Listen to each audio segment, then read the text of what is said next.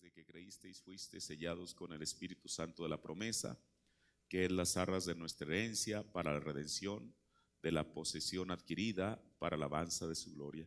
Vamos a inclinar nuestros rostros, Padre Celestial. Señor, en esta mañana, Señor Jesús, yo te pido, Padre, que tú me ayudes, Señor, en la exposición de tu palabra. No me considero apto, Señor Dios, Padre, pero yo te ruego, Dios, que tu Espíritu Santo, quien sí es apto, Señor, pueda venir, Señor, y tomar su propia palabra, Señor Jesús, y la palabra revelada, Señor Dios, para poder, Padre, darnos el alimento a nuestros corazones, Señor. Padre, por amor de tu pueblo, en esta mañana te ruego, Dios, que tú vengas, Señor, y abras tu mano y nos des el alimento en su tiempo, Señor. Gracias, Padre, esperamos en ti, en el nombre del Señor Jesucristo. Amén. Tome su asiento. Queremos seguir con este tema que hemos titulado Reclamando nuestra posesión adquirida. Este es el sermón número 16. Y en esta mañana vamos a seguir hablando sobre lo que es la santificación. Mire, esto que estamos hablando no es un camino que conduce a ninguna parte, sino más bien es la ruta hacia lo que la Biblia habla, hacia la adopción de hijos y hacia la vida eterna. Porque la iglesia, la novia de Jesucristo, no va a llegar a la adopción por un buen deseo o porque quiera llegar a la adopción. Va a llegar a la adopción y a la posición de hijos de Dios porque ha seguido el camino que Dios ha trazado. Ahora, estas cosas, desde luego, la denominación no sabe nada al respecto. Es más, ni siquiera esperan eso. Pero el Señor, a través de su mensaje, nos ha abierto el entendimiento para saber qué es lo que Él quiere de nosotros. Y bueno, por eso le digo, a la vida eterna nadie llega por accidente ni por casualidad. Primeramente llegamos porque fuimos escogidos y luego predestinados para ser adoptados hijos de Dios. Pero el profeta de Dios dijo que la predestinación de Dios, o la elección, mejor dicho, es por el conocimiento previo. O sea, Dios sabía quiénes al final del camino habían de llegar a la adopción o habían de llegar a esta adopción, y por eso fue que Él nos predestinó desde antes de la fundación del mundo. Estas cosas creo que para todos nosotros son claras. Este es el mensaje, no hay otro mensaje distinto, ni hay otro mensaje paralelo que diga que es una ruta distinta. Solamente hay una ruta, porque Jesús dijo que Él era el camino. No hay dos caminos ni tres, aunque hay un camino que al hombre le parece derecho, pero al final se bifurca y dice que son caminos, no uno, pero son caminos de muerte. Pero Dios solamente tiene un camino. Ahora, y estamos tratando de avanzar en este camino para realmente llegar al objetivo. Esto no es venirle a hacer perder el tiempo a usted, decir, bueno, pues sí, vamos a alargar este sermón nomás por el gusto de hacerlo, para mantener entretenido al pueblo. Aquí no es un circo para entretenerle. Estamos, y yo lo digo con la seriedad que esto se requiere. Estas cosas que estamos hablando son para beneficio de la novia del Señor Jesucristo. Nunca, porque nunca lo he reclamado, tener una verdad absoluta, pero a lo mejor de mi entendimiento, pues eso es la manera en que uno puede visualizar la Biblia y el mensaje. Ahora, vamos a continuar con lo que es la santificación. Mire, porque muchas veces nosotros tenemos nuestra propia concepción de lo que es la santificación, tenemos nuestra propia idea de lo que es la santificación. Las iglesias, las que creen, porque hay unas que no creen tampoco en la santidad, tienen su propia idea de lo que esto significa, pero nosotros no queremos tener nuestra propia idea, queremos tener la idea de Dios, y la idea de Dios está en su palabra y en el mensaje. Así que en esto sí no hay nada para que uno pueda extraviarse. Pero ¿qué es la santificación? Mire, el profeta de Dios está hablando, el antecedente o el contexto de esta cita que le voy a leer. Él está hablando de la Virgen Fato y la Virgen Prudente, que encontramos esa parábola que Jesús habló en Mateo 25. Y él dice en las 10 vírgenes y los 144,000 judíos, predicado el 11 de diciembre del 60, párrafo 151. Ahora, si ustedes toman ese nombre virgen y lo estudian, quiere decir santa, limpia, santificada. O sea, las 10 vírgenes, ambas eran esto, eran santas, eran limpias y santificadas. Pero bueno, para mostrarnos que no solo que se requiere más que santidad para poder irse con el Señor, 5 se fueron y 5 se quedaron. 5 se fueron porque tenían aceite en la lámpara, y las que no tenían aceite, que los encontró, los sorprendió la segunda venida del Señor, bueno, se quedaron. Ahora, el profeta nos dijo que el lloro y el crujir de dientes se refiere a la gran tribulación. Y si nosotros hemos estudiado lo que la Biblia dice, lo que el mensaje dice respecto a la gran tribulación, nadie que esté en su mente cabal en esta mañana nos queremos quedar a la gran tribulación. Queremos ser parte de la novia. Y mire, la razón que el profeta habla estas cosas es precisamente porque Dios lo envió, porque Dios está interesado en una novia.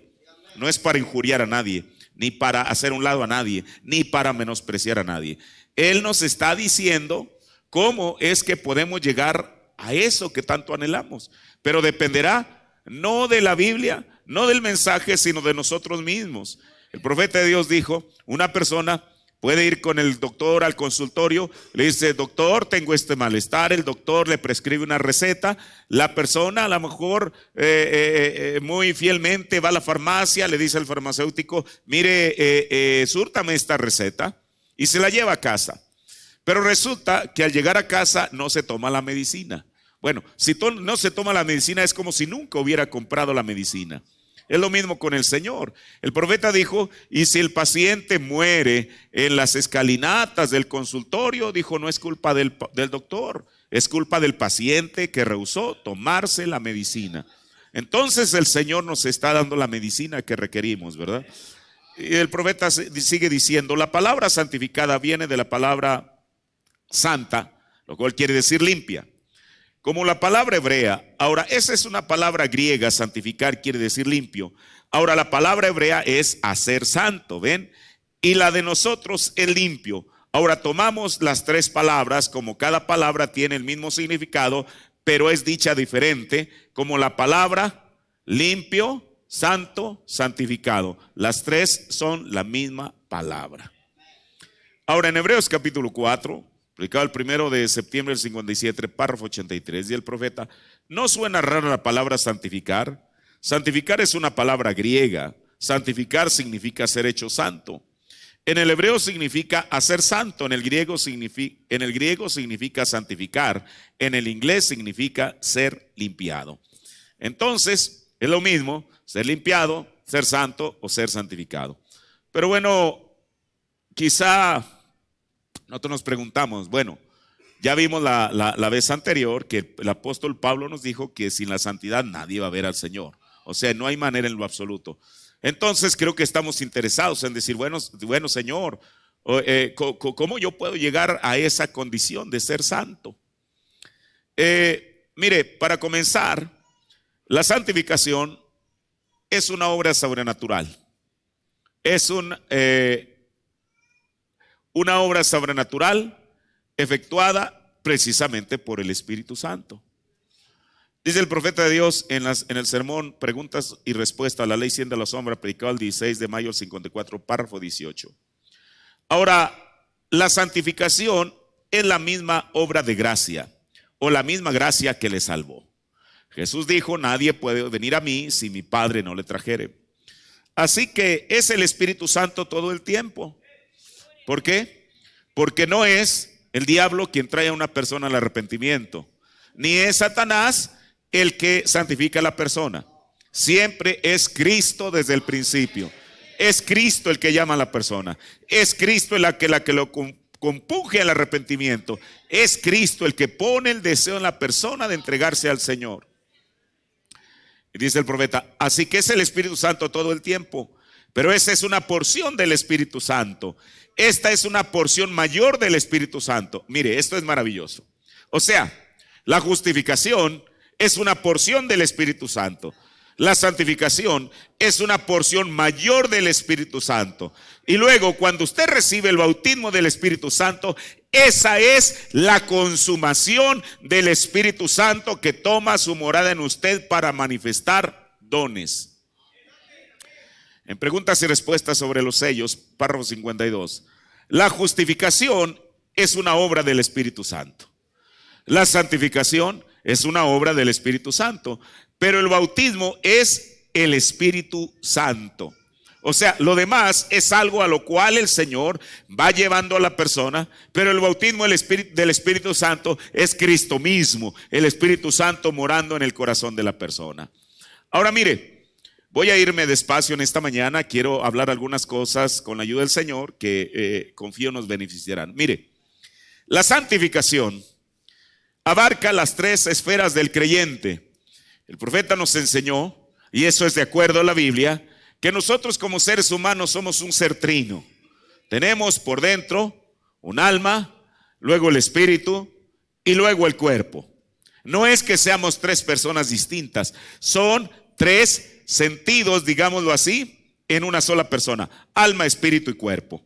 Y Pablo, él desde luego que se refiere a eso y así lo declara en 1 Tesalonicenses 5:23. Él dice: y el Dios de paz os santifique en todo. Mire, quiero esta escritura estudiarla. No dice solamente que la persona debe de estar santificada en su cuerpo para que la mujer ya no se pinte, no se ponga pantalones, no se corte el cabello, que el hombre no se deje crecer el cabello y todo ese tipo de cosas, que esas son cosas externas. Pero Pablo dice: y el Dios de paz os santifique en todo, para que vuestro espíritu, alma y cuerpo, aquí están estas tres esferas de las cuales el profeta nos enseñó, para que vuestro espíritu, alma y cuerpo sea guardado entero sin reprensión para la venida de nuestro Señor Jesucristo. Ahora, si una persona ha sido limpiada o santificada en el interior, se manifestará en lo exterior. ¿Por qué? Porque la limpieza o santificación comienza de adentro hacia afuera. Voy a leer la misma escritura que tomé hace unos domingos al terminar en Mateo 23, 25 y 26, para hacer énfasis en esto, donde el Señor Jesús les está hablando a aquellos religiosos. Mire, y ellos no tenían un conocimiento mejor. Ellos pensaban que con que la persona tuviera una apariencia santa era todo lo que se requería. Pero mire, el Señor, siendo que su evangelio vino a dar una vuelta de esquina. ¿A qué me refiero? Que ya no era la ley reformando a la persona, diciéndole: no matarás, no mentirás, no harás esto, no hagas lo otro, sino que ahora la persona, si no había de matar, no era por una prohibición, sino porque en ella no estaba el deseo de matar. Por eso dice: ay de vosotros, escribas y fariseos hipócritas, porque limpiáis lo que está fuera del vaso y del plato, mas dentro está lleno de robo y de injusticia. Como decíamos, esto es lo que produce el legalismo. El legalismo solamente produce la apariencia. El legalismo no convierte a nadie, solamente lo reforma. Y la gente vive no por 10 mandamientos que hay que cumplir, sino quizá por una centena de mandamientos que hay que cumplir, o quizá más. Por eso, mire, el Señor Jesús es claro en esto. Ahora, yo no sé qué tanto ellos hayan entendido esto a lo cual Él se refirió, pero desde luego que nosotros, por medio de la revelación del mensaje, lo entendemos perfectamente. En el versículo 26 dice: fariseo ciego, limpia primero lo del vaso y del plato, para que también lo de fuera se haga limpio. Entonces, ¿cuál es el propósito? Primero limpiarlo por dentro, y lo limpio de dentro se mostrará hacia afuera. Entonces Jesús les dijo cuál es el verdadero orden: de adentro hacia afuera, no de afuera hacia adentro. Ahora, el profeta dice en el sermón contendiendo eficazmente por la fe, predicado el 4 de abril del 54, párrafo 22, dice: lo primero, hay un vaso en el corral, gallinero, lo que sea. Ustedes quieren usarlo. Lo primero lo recogen. Esa es la justificación. Lo traen en su mano. No pueden usarlo todavía. Necesita ser limpiado. Entonces lo toman y lo lavan, lo esterilizan, lo hierven, Mire, esto me acuerdo lo que el profeta, la historia tan maravillosa que él dice que cuando él era un niño, su madre lo mandaba a recoger alguna clase de, no sé cómo se llaman, un jitomate, no el que nosotros conocemos, es uno que parece calabaza, no recuerdo cuál es el nombre. Entonces, dice que su madre le decía, hey Billy, ve por aquellos jitomates. Y entonces dice que la hermana Ela los ponía en un recipiente y les prendía fuego. Y entonces dice que él estaba pues quizá muy atento a ver cómo es que aquellos jitomates iban a estar ardiendo. Y entonces dice que él le decía, mamá, ya están los jitomates. Y entonces él le decía, no, deja que hiervan otro poco. Y entonces él estaba atento. Y dice, hasta que, hermano, eso está maravilloso.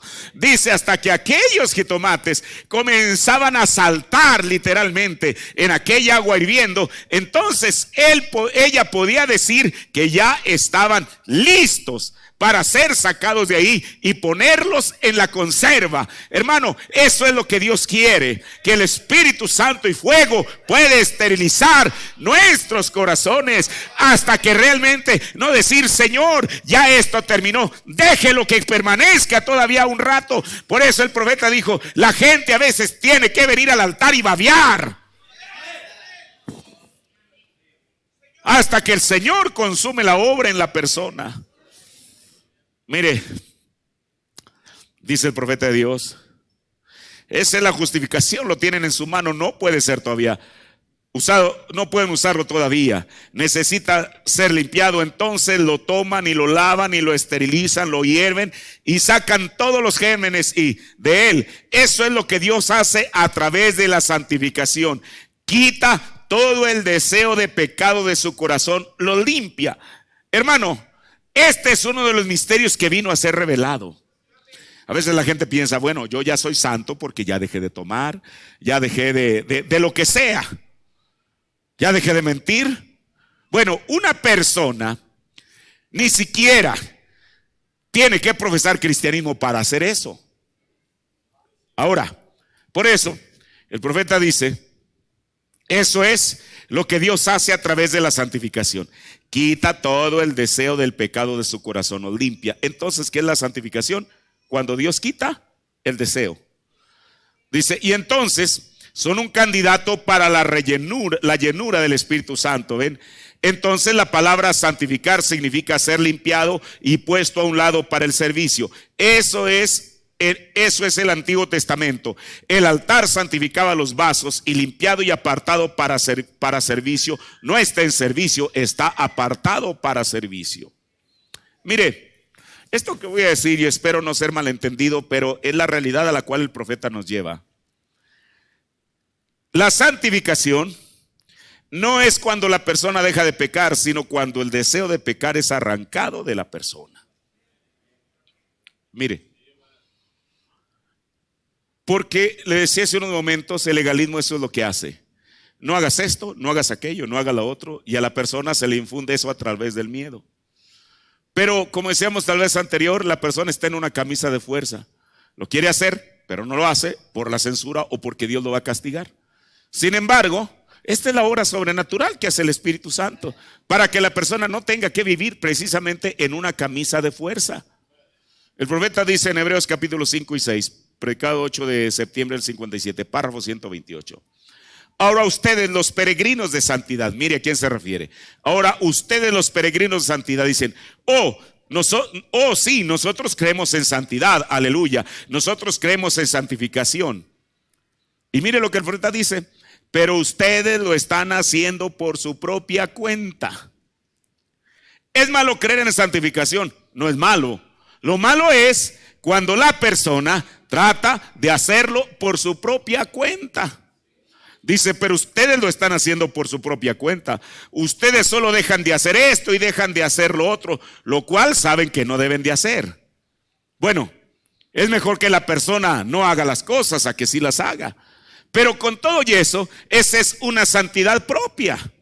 Lo único verdadero, lo único que puede durar, lo único duradero es lo que el Señor hace. Dice el profeta de Dios aquí mismo, dice, a menos que Dios haya abierto la puerta y le haya vivificado eso al corazón, y ustedes lleguen a un lugar en donde el pecado ha muerto, junto con el deseo que haya desaparecido por completo, entonces Él quita esa justicia propia para que Él mismo pueda establecerse en ustedes. Y es Cristo, el Hijo de Dios, en ustedes la esperanza de gloria. En el Mensajero del Atardecer, predicado el 16 de enero del 63, párrafo 151. El agua no salva al hombre. Se requiere la sangre de Jesucristo. No hay vida en el agua. La vida viene de la célula sanguínea. Se requiere la santificación para limpiar esa vida, para matar el deseo de pecar. Con razón el profeta en su oración decía, Señor, mata el deseo que hay en mí. Entonces el Espíritu Santo entra en esos vasos y los pone a un lado. Servicio. El altar santificaba el vaso, pero la llenura, la que lo pone en servicio, era apartado para servicio. Ahora tiene que ser puesto en servicio. Y el Espíritu Santo pone a la iglesia en servicio. Ahora, ese es el verdadero proceso de la santificación. Mire, voy a decir algo que espero no le suene escandalizante y lo digo de la mejor manera, solamente para que podamos entender este punto al cual nos estamos refiriendo en esta mañana. Santo no es el que no peca, sino el que no tiene el deseo de pecar. Usted dice, oiga, pero eso es cierto, ¿de dónde sacó esa teología hecha en casa? Bueno, mire, voy a ponerle dos ejemplos. Le repito, santo no es el que no peca, sino el que no tiene el deseo de pecar. Y en esto, nadie se puede convertir en juez del otro para decir, bueno, a lo mejor pecó porque tenía el deseo o pecó porque no tenía el deseo. No, eso cada persona sabe. Mire, voy a ponerle, yo aquí lo he hablado varias veces y en esta mañana se lo quiero leer. Quiero leerle la historia completa y espero que usted no le gane el sueño al escuchar esto, porque todo lo que el profeta de Dios dice es verdad. Mire, lo voy a llevar al ejemplo de un ministro. Este ministro era el reverendo Ramsey. Este reverendo Ramsey trabajaba en un taller mecánico en Jeffersonville. Él era un hombre que tenía campañas, etcétera. Y en una ocasión el profeta de Dios fue a dejarle su auto para que le hiciera algo a las válvulas del auto. Y entonces, aquí es donde comienza la historia. Le voy a leer del mensaje La Sanidad Divina, predicado el 19 de diciembre del 54, párrafo 242 al 257. Dice el profeta, no hace mucho fui aquí al garage de Borgand aquí y estaba platicando con un predicador fino, el cual es mi vecino aquí. Y siempre había tenido un respeto muy grande por el hombre. Él era un buen hombre, un predicador fino, caminaba en estas calles durante el tiempo de la depresión, vendiendo productos Rally para predicar el evangelio, sí señor. Un hombre hizo burla aquí en la calle Séptima, dijo, ¿por qué no haces tal y tal cosa? Él dijo, Señor, esto es un sostenimiento legítimo. Él dijo, yo estoy vendiendo aquí algunos productos como harina para pasteles o lo que era, haciendo lo mejor que puedo, pues soy un ministro del evangelio. Aquí mismo en la iglesia de Dios, él era el hermano Ramsey y él dijo, hago lo mejor que puedo. Así que le dijo al hombre, él realmente había nacido del Espíritu de Dios. ¿Quién? Este ministro. Fui al garage de Osborne aquí un día y él dijo, yo dije, Dios te bendiga, hermano Ramsey. Yo dije, él era un hombre pobre. Yo dije, revisa mi automóvil. Tengo que hacer un viaje. Yo dije, acabo de disfrutar un tiempo maravilloso. Yo dije, ojalá hubieras estado conmigo, hermano Ramsey. Dijo, bueno, me imagino que hubiera estado bien, Billy. Yo lo miré, yo pensé, eso no suena bien. Ustedes saben, uno puede saber cuando algo está sucediendo. Le miré, él dijo, hermano Branham, me imagino que tú sabes que ya no le sirvo al Señor. Y yo le dije, ¿qué? Yo dije, tú estás bromeando. Él dijo, no, ya no le sirvo a él. Bueno, yo pensé que él todavía estaba bromeando. Yo me salí, me fui a casa y le conté a Meda tocante a esto. Yo le dije, el hermano Ramsey me dijo que él ya no le servía al Señor. Hay algo tocante a eso, Meda, que no está exactamente bien. Me inquietó. Fui allá otra vez, yo dije, hermano Ramsey, ven aquí, te quiero hablar un momento. Él dijo, muy bien, Billy. Me acerqué, yo le dije, hermano Ramsey, yo estuve aquí hace 2 días y tú me dijiste que ya no le servías al Señor. Yo dije, tú estás bromeando. ¿No fue así? Él dijo, no. Yo dije, hermano Ramsey, ¿me quieres decir que tú ya no le sirves al Señor? Él dijo, no. Él dijo, me descarrié. Yo dije, bueno, hermano Ramsey, más vale que regreses a Dios. Yo dije, ven, vamos a la reunión. Él dijo, no, Billy, dijo, yo ya no le quiero servir a él. Dijo, yo le dije, ¿crees en él? Él dijo, oh, yo creo en él, pero solamente no le sirvo, ya renuncié. Dijo, han habido tantas cosas. Yo dije, hermano Ramsey, no mire las cosas, míralo a él. Y él dijo, hermano Branham, él dijo sencillamente, no le sirvo al Señor y no preferiría hablar al respecto. Dígame si no es la condición de una persona así. Y yo dije, bueno, hermano, Dios sea contigo y te ayude. Y unos cuantos días después cayó enfermo. Otro ministro, no mencionaré su nombre, porque yo no estoy seguro, pero creo que él está sentado allá atrás ahorita. Ese ministro lo fue a ver un amigo, dijo, hermano Ramsey, ¿no quieres venir a servir al Señor, a servirle al Señor? Él dijo, no. Dios le estaba dando advertencias a él por medio de sus mensajeros 2 veces. Él dijo, no. En unas cuantas horas después de eso, él lo levantó en sus brazos y se fue al hogar. Dios se lo llevó de la tierra, sí, Señor. Ahora, esto no era porque fuera el caso de un ministro, puede ser el caso de cualquiera de nosotros. Mire, el profeta de Dios, solamente hay 2 sermones donde él habla cuenta la historia de este ministro. Y el siguiente sermón, donde él da algunos detalles más, y a donde lo quiero llevar a mi punto, es en Hebreos capítulo 6, parte 2, predicado el 8 de septiembre del 57, párrafo 456 al 475 y de ahí al 477. El profeta está hablando de lo mismo y dice, y este hermanito, él era un hermanito maravilloso. Yo creo que era un hombre salvo por Dios. Y él consiguió un trabajo aquí en Borgans. Si alguno de su pueblo está sentado aquí, espero que usted no piense que yo no lo conozco a usted si está sentado aquí. Pero Ramsey, mire, yo creo que la razón, bueno, ninguno de nosotros lo conocimos desde luego, ¿no? Pero cuando él está hablando estas cosas, quizá había gente del tabernáculo, quizá había gente que quizá no era del tabernáculo, pero que estaba ahí sentado en aquel día cuando él dijo eso. Él no dijo esto por tratar de exponer al hermano Ramsey, pero solamente para enseñarnos a nosotros un punto al cual yo lo quiero llevar en esta mañana, basado en la declaración que dije, que santo no es el que no peca, sino el que no tiene deseo de pecar.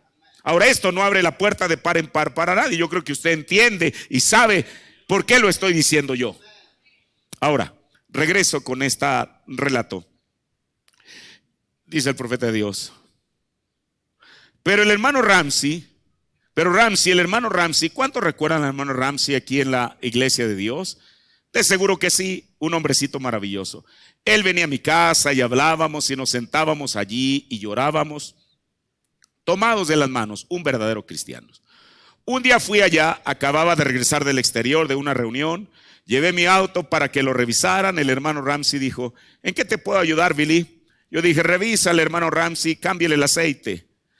Muy bien, dijo él con mucho gusto. Dijo, ¿te fue bien en la reunión?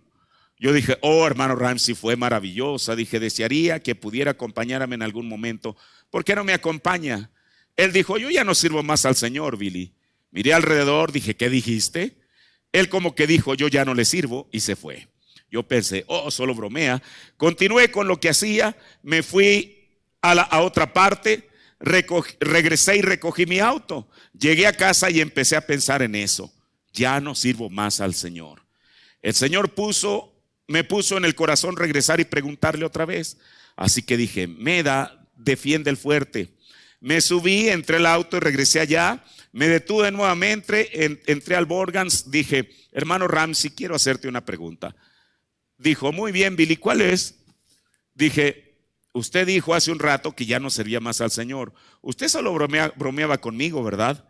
Él dijo, no. Yo le dije, hermano Ramsey, usted no lo dice en serio. Él dijo, sí. Yo dije, ¿no lo amas? Él dijo, si lo amara, yo le serviría, ¿verdad, Billy? Y se fue. Pensé, oiga, hermano Ramsey. Dijo, no quiero hablar más de eso.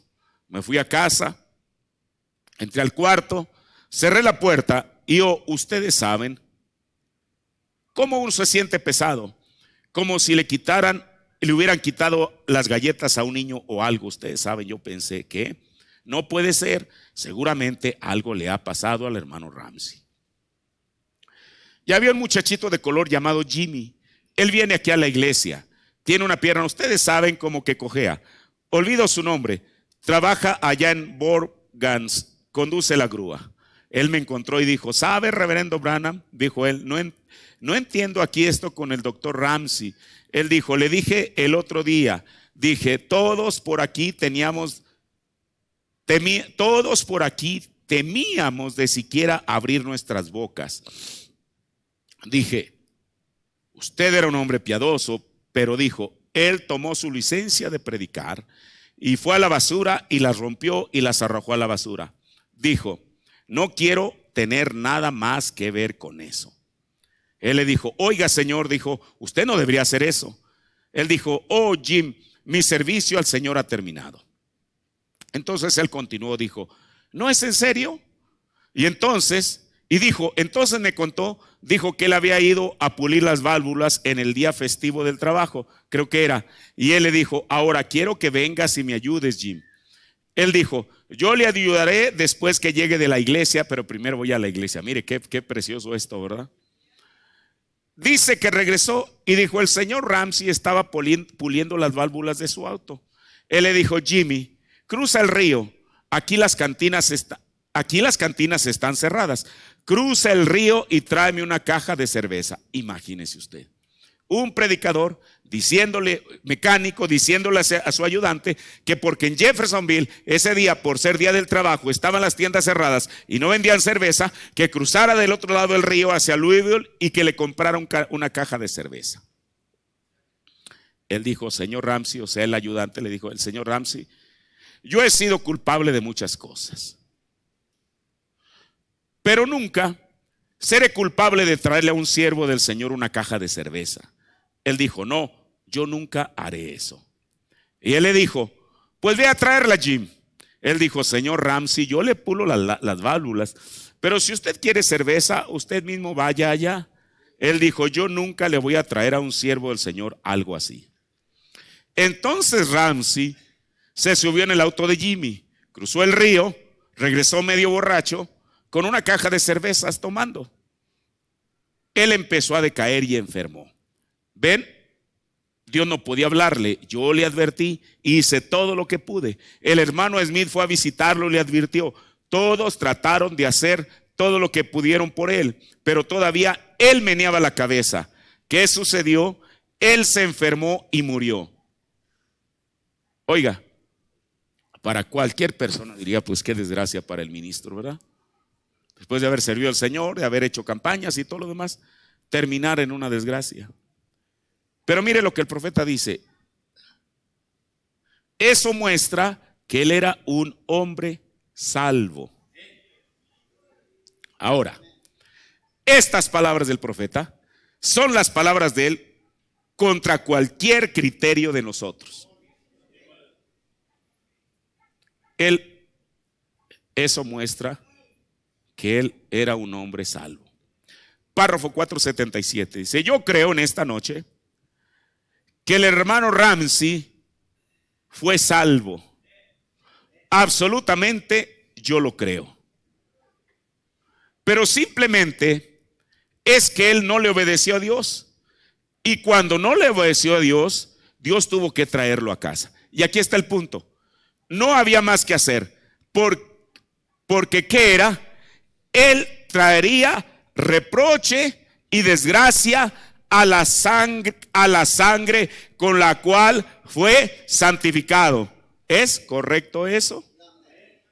Mire, y yo le estoy diciendo estas cosas, como le digo, no para abrir la puerta de par en par hacia nada, ni hacia nadie, ni hacia mí mismo, hacia nadie, pero solamente a un ejemplo que el profeta nos puso. De este ministro, le digo, no puede ser un ministro, puede ser cualquier laico. Uno dice, bueno, si el profeta nos acaba de decir que la santificación mata el deseo de pecar de la persona, ¿cómo es que esta persona, este ministro, el hermano Ramsey, va, se embriaga y todavía el profeta dice que estaba santificado? Entonces, ¿cómo podemos entender eso?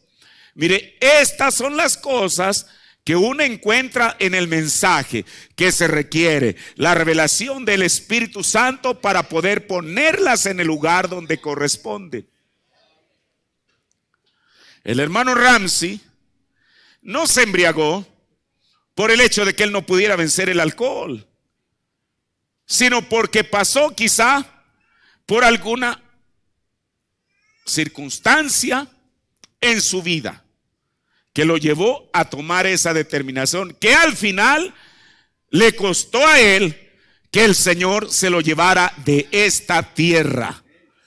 No como un borracho pecador que va directo al infierno, sino como un santo que había sido santificado por la sangre de Jesucristo y que fue a la gloria.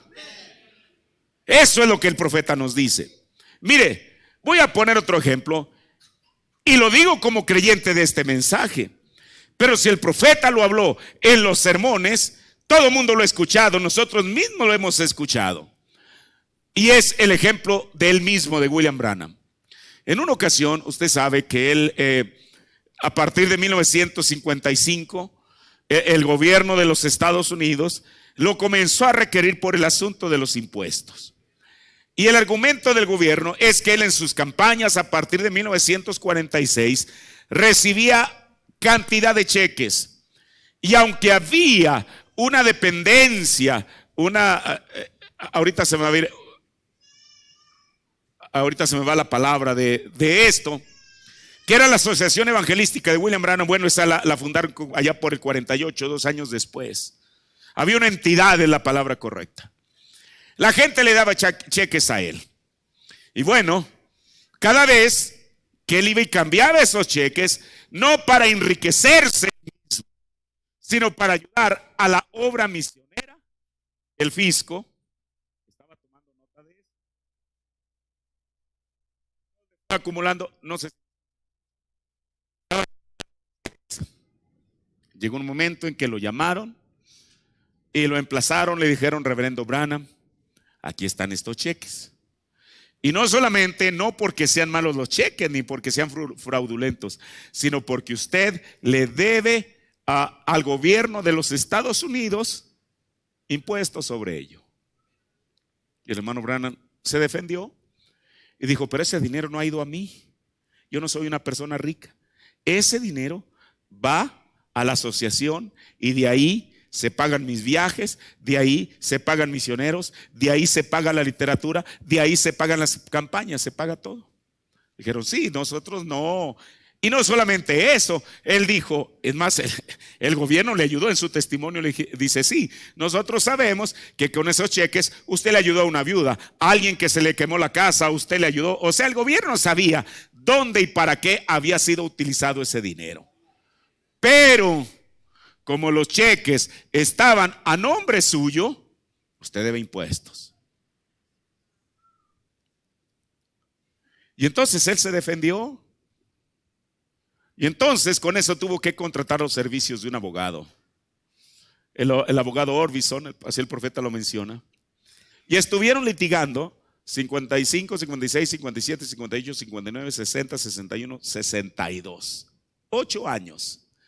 Fue hasta finales de 1962 cuando el profeta dice, creo que es en el sermón El Absoluto, que el asunto de los impuestos estaba finiquitado. Y no porque el gobierno le perdonara el dinero, sino que el abogado le dijo: señor Branham, con nuestros argumentos nosotros le podemos ganar el litigio al gobierno de los Estados Unidos. Dijo: pero si usted no les paga, les podemos ganar el juicio. Usted va a quedar ante la gente como un embustero. Mejor negocie con ellos. ¿Cuánto era lo que él debía? $35,000. El gobierno, el abogado le recomendó eso al profeta de Dios y negociaron con el gobierno. el gobierno les dio 10 años para que él liquidara el asunto de los impuestos. Estamos hablando de 1962. Él lo hubiera terminado en 1972 el pago de esa deuda. Para 1972 él ya no estaba, desde luego. Pero bueno, en 1959, en medio de toda esa presión que él tenía, el abogado, y no por querer fastidiarlo, pero realmente lo tenía fastidiado, le estaba llamando: señor Branham, tenemos que comparecer en la corte, señor Branham, bueno, hasta que llegó un momento, en una ocasión, que entra a su casa una llamada. Por eso, mire, si entra, y esto se da más que nada en los teléfonos fijos, si entra a su casa una llamada de alguien con quien usted no quiere hablar, no invente un pretexto y dígale, y no les diga no estoy, cuando el Señor sabe que sí está. Mejor se aclare y diga: sabe que no quiero hablar con usted, déjeme en paz, o lo que sea. ¿Qué fue lo que hizo el profeta? Bueno, en aquel tiempo no había telefonía celular, así que él no traía un teléfono junto con él, solamente estaba el teléfono de casa. Llaman, la hermana Meda levanta el auricular y resulta que se trataba del abogado. 1959, ya tenía 4 años en ese litigio, así que el profeta de Dios estaba hasta la coronilla de eso. ¿Sabe qué le dijo? Meda, dile que no estoy. El profeta de Dios dice, y sabe una cosa, eso es bueno, tener una esposa de ese calibre. Si Ananías hubiera tenido una esposa de ese calibre, no hubiera sucedido lo que sucedió en Hechos 5. Porque cuando Ananías le dijo a Zafira: oye, vendimos la propiedad en tanto, así que los demás están poniendo las propiedades, las venden y ponen ese dinero a los pies de los apóstoles, no para enriquecerlos, sino para que el evangelio sea propagado. Nosotros vamos a hacer lo mismo. Parte del propósito estaba bien, pero ¿qué fue lo que pasó? Pedro discernió, y mira, esto es tremendo, y él le dijo algo. Dijo a Ananías: ¿por qué has permitido que Satanás entre a tu corazón? Esto es terrible, hermano. Eso es lo que dice la Biblia que le pasó a Judas. Cuando comió un bocado, dice la Biblia que Satanás entró en el corazón de Judas. Mire, y sabe una cosa, quizá algún día voy a hablar de eso, ahorita en esta mañana no es el tema. Después vamos a ver a lo que equivalían esas 30 monedas de plata, y fue la más grande recompensa que un hombre en los tiempos bíblicos pudo haber recibido. ¿Sabe una cosa?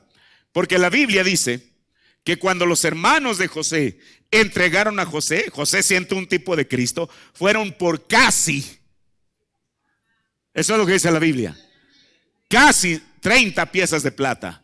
Pero con Jesús no fueron casi, fueron 30 monedas de plata.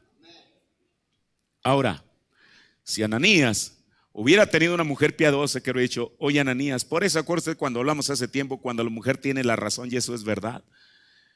Cuán correcto es que cuando el hombre está por tomar una decisión alocada, pueda tener una mujer piadosa llena del Espíritu Santo que le diga al esposo. Y eso no quiere decir que lo manda ni que lo manipula, pero a lo mejor es la voz que el Espíritu Santo que está usando para hablarle a ese hombre. Oye, no está bien eso que estás comentando, no está bien eso que tienes planeado hacer.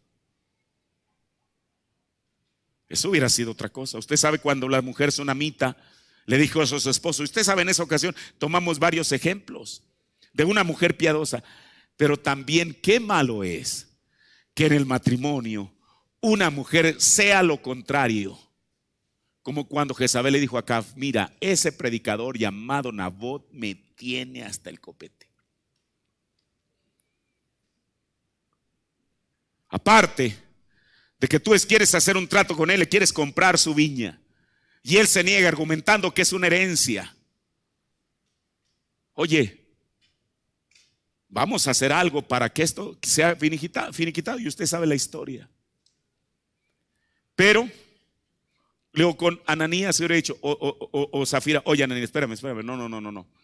Oye Ananías, ¿tú crees que será correcto defraudar a Dios? Mire, le voy a decir algo, y le voy a decir por enésima ocasión. Yo nunca le he pedido dinero a usted. Y usted dice, los diezmos no son míos, son de Dios. Eso es lo que dice la Biblia. Pero si usted lo hace intermitentemente, y uno sabe, hermano, y no estoy diciendo no estoy pidiéndole dinero esta mañana, solamente lo estoy trayendo a este punto. Uno sabe que ninguna persona sobrevive con X dinero a la quincena o al mes, uno sabe que no. Pero si él lo hace hoy y de aquí a 5 meses otra vez, ¿a quién está defraudando? ¿Al ministro? ¿A quién? ¿Ananías? O Zafira había dicho, oye, no, Ananías, no, mira, las cosas no son así. Mejor mira, quédate con tu dinero. No, ni siquiera intentes defraudar a Dios porque te vas a meter en problemas.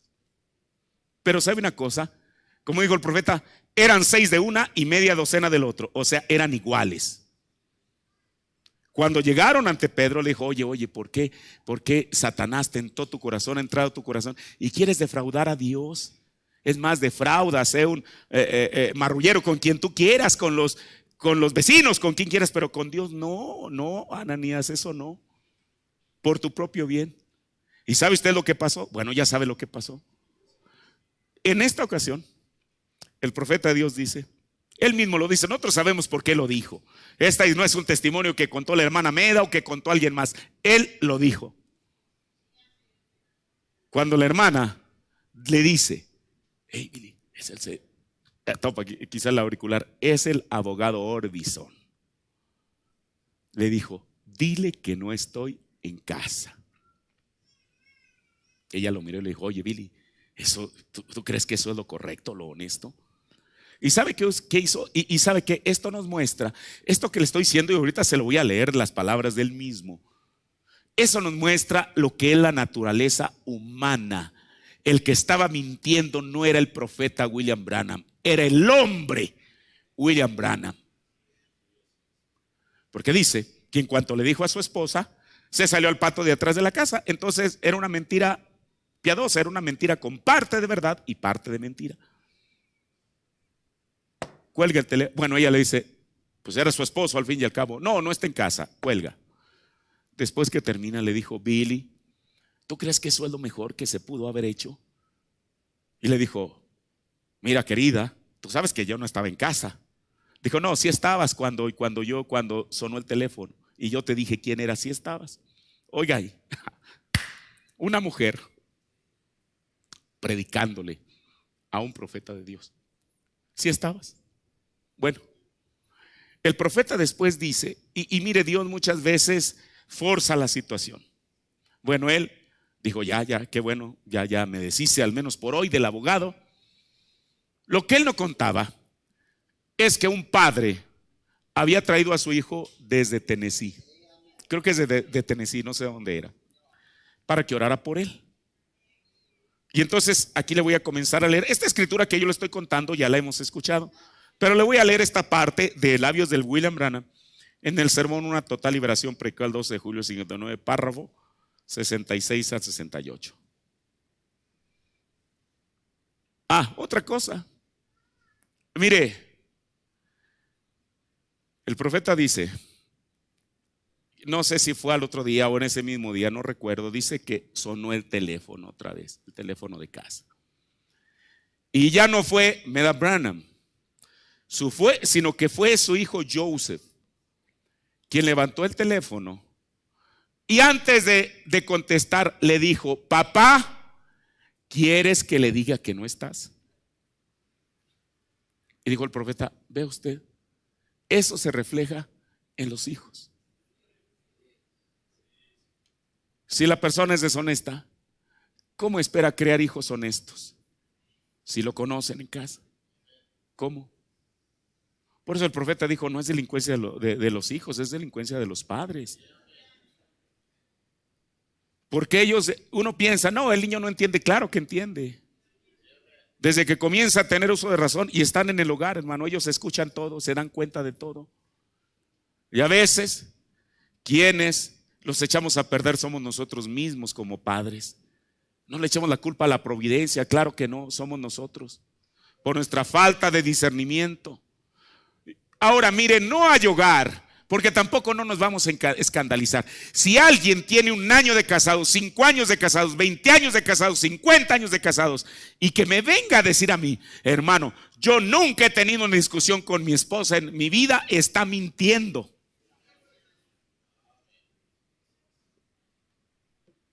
No hay matrimonios perfectos, hermano. Los matrimonios perfectos solamente están en los cuentos de hadas y fueron felices para siempre.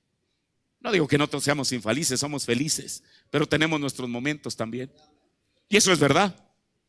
Pero si un matrimonio va a discutir, si tienen un auto, váyanse a ver a dónde, al estacionamiento de Walmart, a ver a dónde, y ahí díganse lo que se tienen que decir. Pero no ventilen sus cosas en presencia de sus hijos. Hasta para eso falta el discernimiento. Y entonces, imagínese usted, papá, ¿quiere que les digas que no estás? Mire lo que dice el profeta en una total liberación. Luego empecé a orar por este bebé. Y cuando empecé a imponerle las manos, el Señor me reprendió y dijo, dijiste una mentira. Esta ya no era Meda Branham, este era el Señor. ¿Usted cree que el Señor no se dio cuenta? Tú no estás en condiciones para orar por ese bebé. ¿Qué hubiera dicho William Branham? No, si estoy, yo tengo el don de sanidad.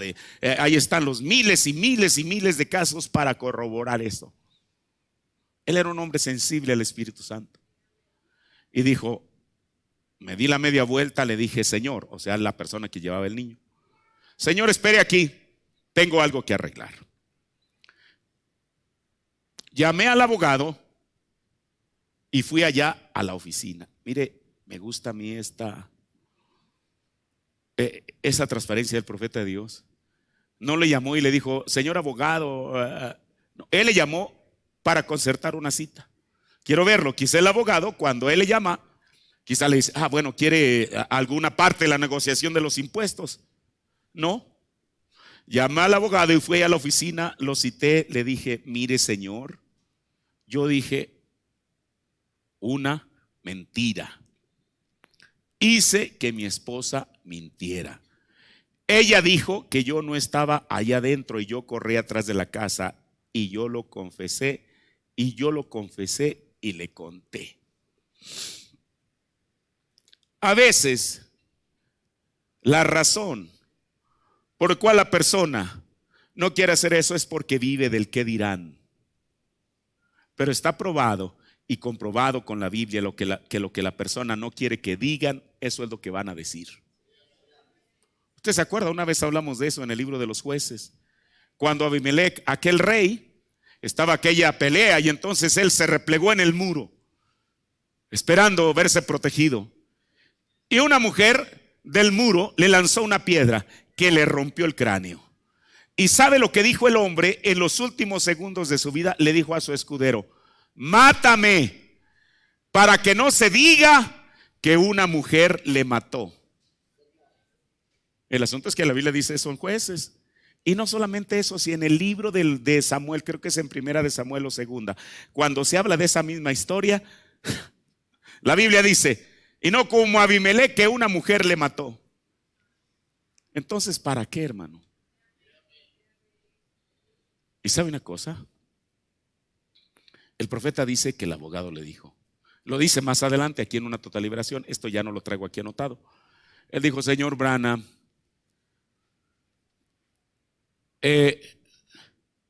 dijo, yo tenía mucha confianza en usted, pero ahora tengo más confianza.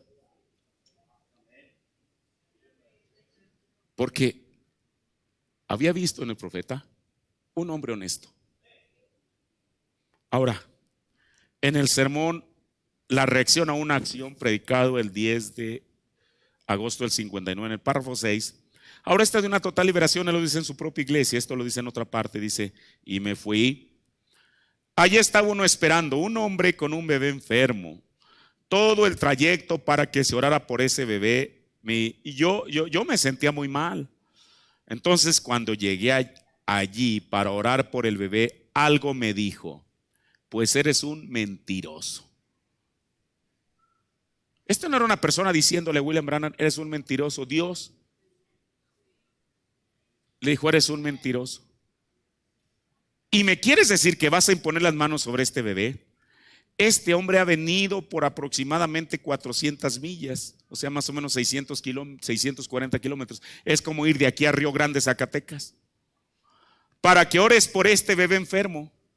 Y acabas de decir una mentira e hiciste que tu esposa dijera una. Entonces nuestros corazones nos reprenden, ¿ven? Eso estuvo mal. Ahora, hablemos del profeta de Dios. Y yo le estoy diciendo esto no porque yo me sienta capacitado para juzgarlo, no, pero lo que él mismo dijo en los sermones.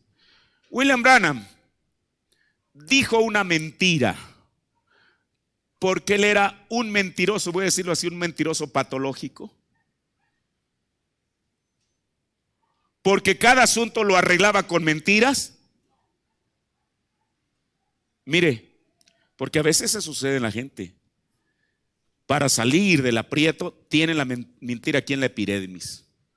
Y uno lo sabe. Uno le pregunta a alguien algo, inmediatamente ahí va la mentira por delante. ¿Cuántas personas no habremos acumulado mentira tras mentira, tras mentira, tras mentira? Algo tan sencillo como eso. Porque a veces, y no digo que uno no se debe escandalizar, conoce aquellos pecados que parecen escandalosos, pero sin embargo, como yo lo he dicho en Apocalipsis, dice que los adúlteros, los asesinos, los mentirosos no entran al reino de Dios. Entonces el Señor los puso ahí en el mismo anaquel a todos. Porque se diga, oiga, yo nunca he matado a nadie. No, pero si es un mentiroso, sabe exactamente a dónde está el destino. Ahora, ¿a qué me refiero con esto? Y no estoy tratando de justificar nada, solamente le estoy diciendo esto, mi punto. El reverendo Ramsey se embriagó porque no podía vencer el alcohol. El profeta no dijo eso. Él dijo que había sido santificado, pero fue una circunstancia de su vida. William Branham mintió al abogado y hizo que su esposa mintiera. ¿Por qué? ¿Porque era un mentiroso? Claro que no. Fue por una circunstancia. Ahora, aún las circunstancias no están exentas de arrepentirse y pedir perdón. Ahora, por eso es lo que nos enseña. El profeta de Dios, yo creo, que con su vida lo mostró que era una persona no solamente santificada, sino llena con el Espíritu Santo. Vamos a llegar a eso. El reverendo Ramsey, aunque yo no lo conocí, el profeta dice que él era una persona santificada. Por eso, hermano, esto que quite de nosotros a veces todo juicio a la ligera que podemos hacer en contra de alguien, porque solamente Dios y la persona saben. Y al final es Dios y la persona quien decidirán su destino final. Qué bueno que nosotros no decidimos, aun cuando lo deseásemos. Qué bueno que nosotros no decidimos el destino de nadie.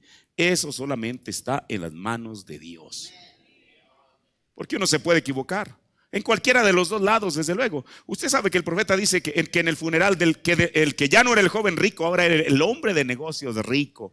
Dice el profeta de Dios que en su funeral el rabino se paró ahí frente al féretro y dijo a la congregación: hermanos, nuestro hermano ayudó a la iglesia, nuestro hermano hizo tantas cosas buenas por la iglesia, así que nuestro hermano está en el cielo. ¿Estaba en el cielo? La Biblia no dice eso. Por eso, ahora, nosotros lo sabemos, y no es porque uno desee que aquel señor que después fue un hombre de negocio rico estuviera en el infierno. Pero la Biblia es la que lo dice. El profeta nos lleva en esa historia a través del libro de Marcos y de Lucas. Nos está ligando todas esas partes de la escritura. Porque llegó un momento en que la persona mandó derribar los graneros y los amplió y dijo: huélgate, alma, conténtate, ya tienes para vivir 10 vidas si pudieras vivir en esta tierra. Y el Señor le dice a su conciencia: oye, necio, tonto, esa es la palabra, necio, tonto, si en esta noche quitan tu vida, lo que has acumulado, ¿para quién será? Y en esa noche efectivamente la muerte lo asfixió. Por eso le digo, uno no está ni para condenar ni para salvar a nadie, eso depende de Dios solamente. Ahora, entonces, pero, y aquí es donde ya voy a entrar más de lleno al tema. Quizá una persona no esté santificada, pero está en el proceso de ser santificado. Y desde luego que eso produce una lucha dentro de ella. Y podemos citar, no que Pablo estuviera en el proceso, pero podemos citarlo para nosotros mismos, lo que él dijo a los romanos: cuando quiero hacer el bien, el mal está presente. Por eso llegó un momento en que Pablo, aún lleno del Espíritu Santo, se desesperaba y decía: miserable hombre de mí, ¿quién me librará de este cuerpo? ¿De qué? De pecado. Usted dice: Pablo no debe decir eso, él era un apóstol. Hermano, es que las cosas él les llamó como tenían que ser llamadas. Ahora, mire, una persona, puede ser que alguien haya llegado a la santificación. Mire, y ahorita, bueno, ya ahorita no, la próxima semana o la siguiente vez veremos lo que puede ocurrir en ese proceso, lo que la Biblia dice y lo que el profeta de Dios nos dice. Una persona puede estar en ese proceso de santificación y está en una constante lucha dentro de ella. Pero mire, aunque la santificación es individual, Pablo se dirige a 2 iglesias de una manera distinta o de una cierta manera. Mire, a la primera, cuando él se dirige a los corintios, en 1 de Corintios, el capítulo 1, el verso 1 y 2, aquí Pablo, desde luego, como en todas sus cartas, él se presenta y dice: Pablo, llamado a ser apóstol de Jesucristo, por la voluntad de Dios, y Sóstenes el hermano, a la iglesia de Dios, porque era la iglesia de Dios, que está en Corinto. Mire, esto nos enseña algo, hermano, que uno nunca, ni Dios nos ha dado la facultad para descalificar a ninguna congregación, donde quiera quien esté y quien quiera que sea su pastor. ¿Por qué? Porque en cada lugar Dios tiene creyentes. Por eso Pablo dice: llamados a la iglesia de Dios que está en Corinto, santificados en Cristo Jesús. Pero mire, a mí me llama la atención las siguientes 2 palabras. Dice: llamados santos, y a todos los que invocan el nombre de nuestro Señor Jesucristo en cualquier lugar, Señor, Señor de ellos y nuestro. El apóstol Pablo, cuando se dirige a los corintios, dice que son llamados santos.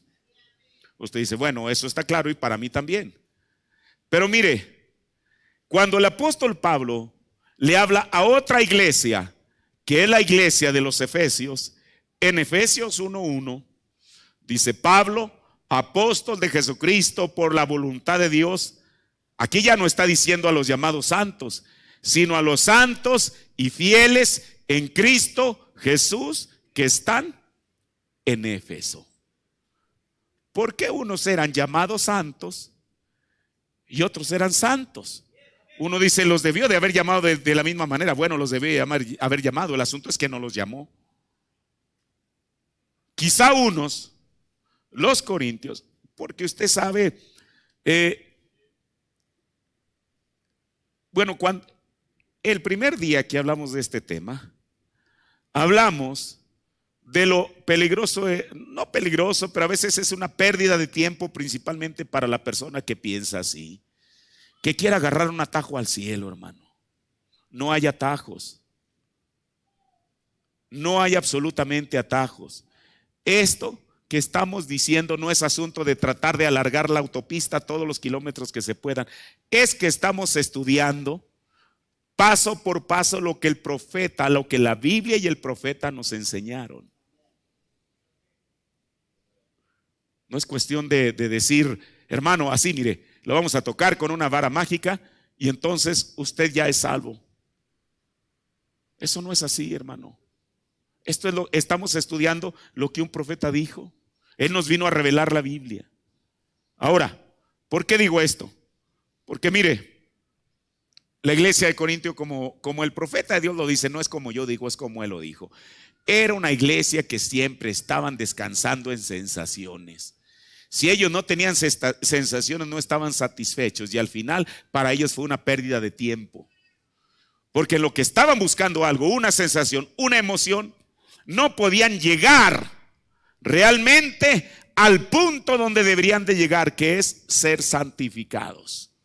Mire, el profeta de Dios dijo, escuche, y yo le vuelvo a repetir, porque cuando uno repite eso, parece que la gente capta como que uno está tratando de negar los dones. Yo no estoy negando los dones. Nunca lo he hecho porque son parte de la Biblia. Pero eso no es todo lo que hay en la Biblia. ¿Por qué? El profeta de Dios dijo que los efesios, esta iglesia a la cual Pablo se refiere como a los santos y fieles en Cristo Jesús, dijo, tenían los mismos dones que los corintios tenían. ¿Dónde residía la diferencia? En el énfasis que cada uno estaba poniendo. Por eso, hermano, nosotros creemos en eso, pero nuestro énfasis no está en eso. Y si alguien piensa que se debería de poner el énfasis en eso, vaya a una iglesia pentecostal y entérese por sí mismo de lo que pasa allí. Como dijo el profeta de Dios, si el cielo está lleno de lo genuino, ¿para qué queremos lo falso? Esto no es una historia, una ocurrencia mía, un cuento de hadas. Esto es lo que la Biblia dice. Termino. El profeta de Dios dice en la posición del creyente en Cristo, predicado el 16 de enero del 55, párrafo 19 al 21. Él está leyendo otra vez, o más bien él dice, fíjense, esto no está dirigido a los pecadores incrédulos, esto está dirigido a los santos o a los santificados. Escriban lo que la palabra santificar significa. Significa los limpiados y puestos a un lado para servicio. En el Antiguo Testamento es una palabra compuesta, no únicamente significa limpio, sino significa puesto a un lado para servicio. ¿Ven? Es ser limpiado y puesto a un lado para servicio. El altar santificó al vaso y él lo puso a un lado para servicio. Y luego lee la escritura que leímos de Efesios. A los santos y fieles en Cristo Jesús que están en Éfeso. ¿Ven a quién él está dirigiendo esto? Primeramente, o más bien, permítanme ahora leerlo sin interrupción. Escuchen. Pablo, apóstol de Jesucristo por la voluntad de Dios, a los santos y fieles en Cristo Jesús que están en Éfeso. Dice el profeta, a los fieles en Cristo Jesús. Ahora, esta epístola está dirigida a esos, no al mundo de afuera. No es un sermón. Pablo no estaba predicando aquí a los que no eran salvos. Él se los estaba predicando a los salvos, a los llamados fuera, a los separados, a los puestos a un lado y a los fieles en el llamado. Por eso mire, atando esta escritura, porque el profeta así la unió, dice el profeta que Dios les estaba hablando a los que eran fieles en el llamado. Cuando en Apocalipsis 19 habla de aquel jinete, el cual es Jesucristo, que viene montado en un caballo blanco y que las huestes del cielo le siguen, o sea, los creyentes, la novia es la tercera venida de Cristo. El profeta dijo que aquellos santos y fieles, él dice que son, en el sermón ¿por qué no somos una denominación?, dijo que son fieles en su llamamiento. Así que, hermano, Dios, ese es el deseo de Él. Él quiere una iglesia que entre a este proceso de la santificación para después recibir el Espíritu Santo. Pero eso no es todo todavía. Mire, uno pudiera decir, hermano, pero es que ¿para qué alargar tanto las cosas si esto es sencillo? Bueno, es sencillo, no digo que no. Pero todas estas cosas que el profeta nos habla en el mensaje fueron sacadas de la Biblia. Y todo lo que él sacó de la Biblia, hablando de esto, para llegar a adopción. Por eso a veces uno dice, es que yo voy a hablar la palabra y voy a decir, y yo no digo, y yo no niego eso. Pero el asunto es que también para hablar la palabra, cuando venga la manifestación de los hijos de Dios, esto no es asunto del deseo, es que la persona llegue a una adopción de tal manera, como dijo el profeta, que su nombre, su firma en el cheque sea tan válido como la firma del Padre. Y eso es a donde la iglesia de Jesucristo, aun si esta iglesia no llega, una iglesia en alguna parte va a llegar, porque es una promesa de Dios. Pero ¿para qué estamos hablando de esto? No para hacernos perder el tiempo, sino porque queremos ser no espectadores de ese evento, sino queremos ser los actores de ese evento. Pero tenemos que llegar allá. No puedo decir, ay hermano, pues yo no sabía que estaba adoptado, pero estoy adoptado. Mire, gloria a Dios. Claro que no. Porque para poder manejar lo que es el poder de la palabra, se tiene que tener un carácter. Y ese carácter va en un proceso de formación, comenzando desde lo primero, que es el arrepentimiento, y después hacia todo lo que el profeta de Dios nos dice, que sabemos que es verdad. Así que en esta mañana yo espero que estas cosas sean para nuestro beneficio, y las dije pensando precisamente en eso, en que la palabra de Dios nos instruya y que seamos edificados con ella. Puestos de pie. Padre, yo te agradezco, Señor Jesús. Señor Dios, el que tú, Padre Celestial, nos des tu palabra, Señor. Tu palabra es verdad, Señor Jesús. Por eso decimos amén a ella, porque es tu palabra, no a mi palabra, a tu palabra, Señor. Padre, porque cada vez que decimos amén, estamos aceptando que esa porción de la palabra sea parte de nosotros mismos, porque es cuando la creemos, Señor. Es cuando decimos, Señor, es verdad. Padre, porque todos, Señor Dios, estamos aquí con un propósito, Señor, y creo que el propósito es el mismo, o debiera ser el mismo, Señor. Queremos llegar a la vida eterna. Padre, no nos inspira cualquier otro motivo, cualquier otro propósito. Padre, estamos aquí, Dios, porque queremos llegar a la vida eterna, Señor.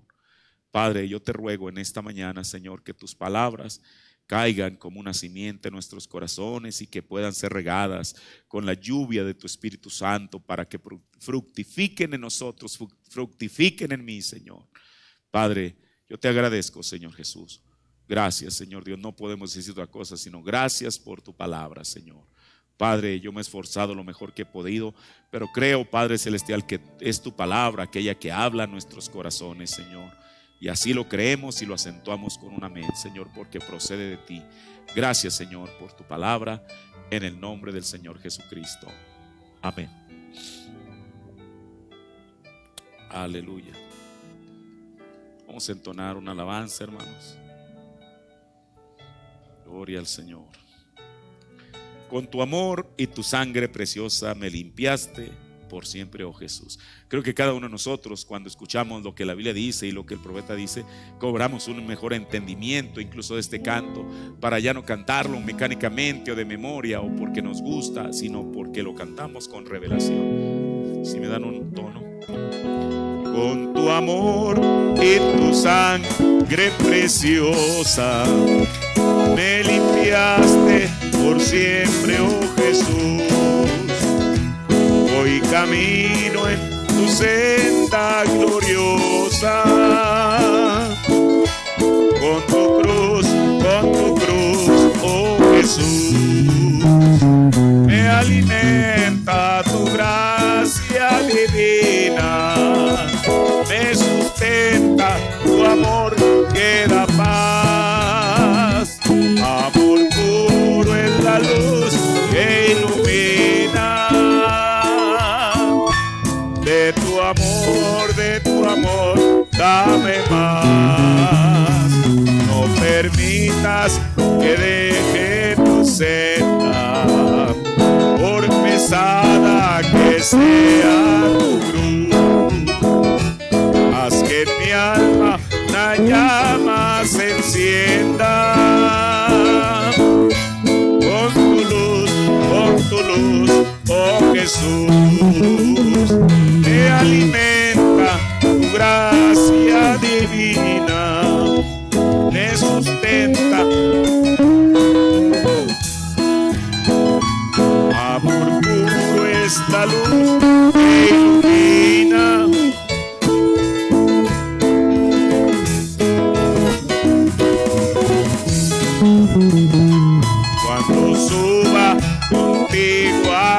cielos. Esa es nuestra meta, hermano. Con tu morada feliz viviré. Dulces cantos de amor y consuelo. Cantaré, cantaré, cantaré.